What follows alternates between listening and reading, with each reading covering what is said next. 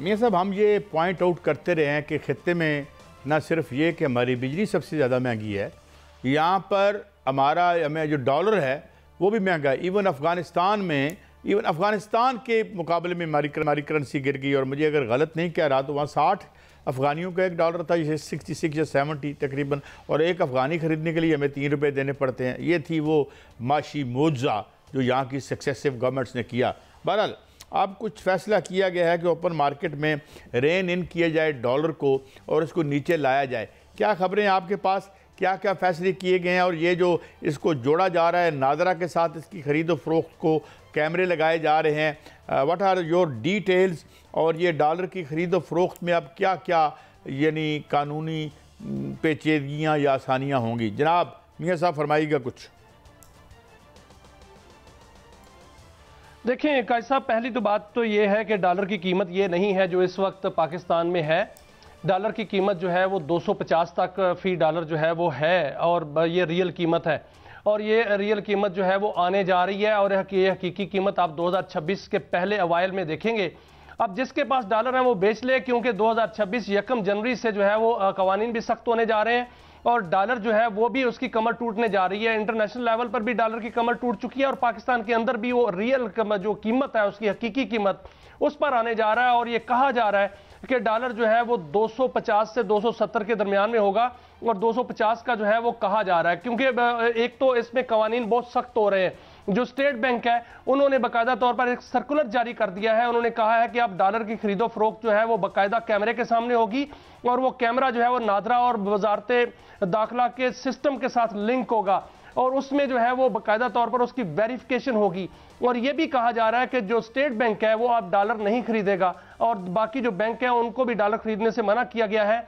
और इसीलिए डॉलर जो है वो बिल्कुल जिसको कहते हैं टके टोकरी होने जा रहा है। और जिसके पास डॉलर है, मैं तो मशवरा दूंगा काजी साहब कि वो डॉलर को फरोख्त करे, और जो 1 जनवरी 2026 के कवानीन है उनकी सख्ती से बचे, वरना 1 जनवरी 2026 से सख्त कवानीन जो है वो नाफिज होने वाले हैं। और वो कवानीन ऐसे ही होंगे कि जिसके पास अगर 100 डॉलर भी हैं, उसने वो एक्सचेंज कराने हैं या कोई भी गैर मुल्की करेंसी एक्सचेंज करानी है, तो मनी एक्सचेंजर के पास जाएगा, वहां पर कैमरों के साए तले जो है वो एक्सचेंज होगी और वेरिफिकेशन होगी दोनों की, खरीदने वाले की और फरोख्त करने वाले की। और वो वेरिफिकेशन के तहत पूरा डाटा रखा जाएगा, ना मनी लॉन्ड्रिंग होगी, ना काला धन जो है सफेद किया जा सकेगा, और ना ही जो है डॉलर की गैर कानूनी खरीदो फरोख्त हो सकेगी। और इसलिए डॉलर की अब जो है वो जारादारी वो बाकायदा तौर पर जो है वो खत्म होने जा रही है काजी साहब।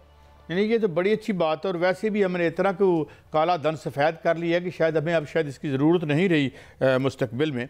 लेकिन बहरहाल ये थोड़ी सी वजाहत कर दें फॉर आवर व्यूअर्स कि क्या उनकी शनाख्त, क्या ये कोई खुदा न खास्ता डॉलर है, कोई अफ्यून तो नहीं है जो हम बेच और ख़रीद रहे हैं, और ये वही डॉलर है जो अरबों के हिसाब से यहाँ से उड़ता है बाहर जाता है, और जिसकी 11-12 बिलियन डॉलर की प्रॉपर्टी खरीदी जाती है दुबई में, आपको तो अंदाज़ा ही है। और वो माशाल्लाह वैसे ही अब दिला है, उनको तो हाथ नहीं लग सकता। तो ये कोई 200, 400, 500, 1000, 1500, 2000 वाले साहब मसला पता मसला ये है कि डॉलर की कीमत ये नहीं है।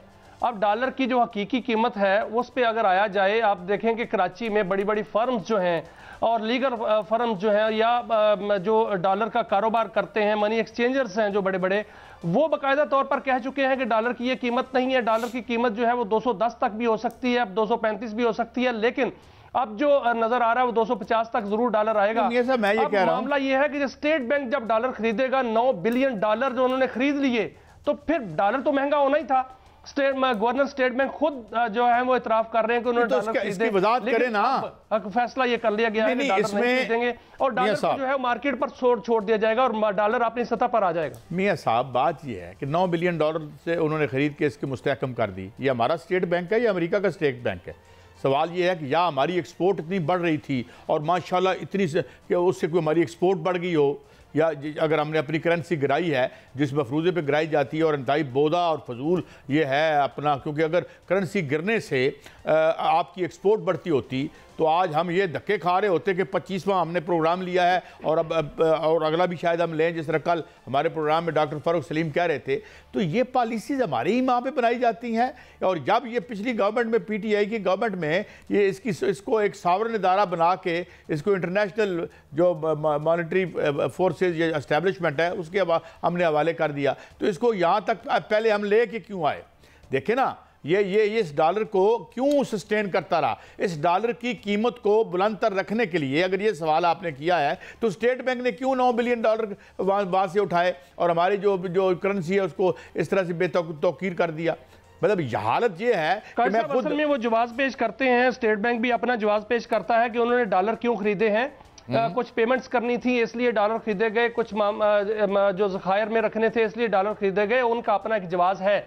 लेकिन सर मामला जो है वो अब चेंज हो चुका है, तब्दील हो चुका है, माशी शारिये जो है वो बेहतर हो रहे हैं और इसमें खुशखबरियां ही खुशखबरियां। 2026 जो है बहुत बड़ी खुशखबरियां लेकर आने वाला साल है, क्योंकि इसमें आपके मुल्क में कायद साहब बड़ी खबर दे दूं कि एप्पल जो है वो पाकिस्तान के अंदर आ रही है। एप्पल जो है वो अपना सेटअप यहां पर लगाने का ख्वाहिशमंद है और बाकायदा तौर पर उन्होंने हुकूमत पाकिस्तान से रब्ता किया है कि यहां पर वो जो है अपना सेटअप लगाना चाह रहे हैं। इसके अलावा आपने देखें कि जो अमेरिका की रिकोडेक में बड़ी सरमायाकारी हुई है और इसके अलावा दीगर जो सरमायाकारियां हैं इसमें 1 लाख नौकरियां जो हैं वो निकलने जा रही हैं और वो रोजगार पाकिस्तानियों को मिलेगा। पाकिस्तान के अंदर जो है मादनियात है, मादनियात निकलेंगी तो पाकिस्तान को ही जो है वो इसका फायदा होगा। इसके अलावा देखें कल बड़ी दरियाफ्त हुई और उसमें पहली बार देखा गया है काजी साहब कि तेल का बड़ा जखीरा जो है वो सामने आया है, जो कि 2225 बैरल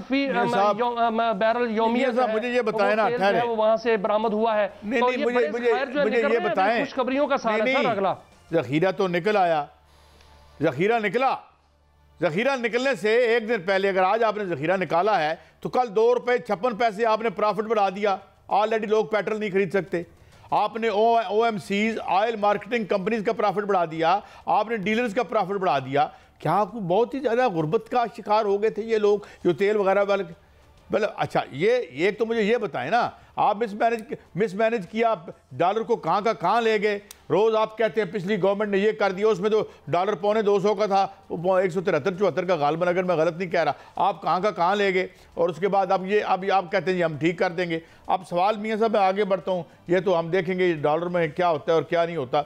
यहाँ पर तो जिस तरीके से जो 1992 का जो एक्ट था उसमें जिस तरीके से मनी लॉन्ड्रिंग की आपने वो तो हम देखते ही रहे हैं। अच्छा, अब एक और बड़ा वाक़या बड़ा हुआ है कि नॉर्वे के सफ़ीर पहुंच के एक जो अदालत में केस ईमान मज़ारी साहिबा का था के हवाले से था, वो क्या तफसील है उसकी और उसमें वो क्यों आया एज वो सपोर्ट करने आया? वो ज़ाहिर है उनकी क्या नुक्ता नज़र था? और आमतौर पर एक अनयूजुअल काम है, ये कम ही हम देखते हैं कि कोई किसी मुल्क का सफ़ीर अदालत में पहुंच जाए, ये अनप्रेसिडेंटेड है। तो इसकी तफसील क्या है, हमें तफसील बताइएगा मियां साहब। काजी साहब देखें, ये एक मुल्क की खुद मुख्तारी और अंदरूनी मामलात में मुदाखलत करने से मुतरादिफ है और इस हवाले से वजारत खारजा ने सख्त एहतजाज किया और डिमांड जारी किया है और ये कहा है कि ये आलमी कवानीन की भी खिलाफ वर्जी है और इस हवाले से ये वियना कन्वेंशन 1961 के आर्टिकल 41 की भी खिलाफ वर्जी है और इस हवाले से बाकायदा तौर पर एहतजाज किया गया है। काजी साहब होना तो ये चाहिए था कि ये जो सफ़ीर साहब थे जो आज ईमान मज़ारी के केस में वहां पर सुप्रीम कोर्ट में बैठे हुए थे, क्या इनको तलब किया गया था?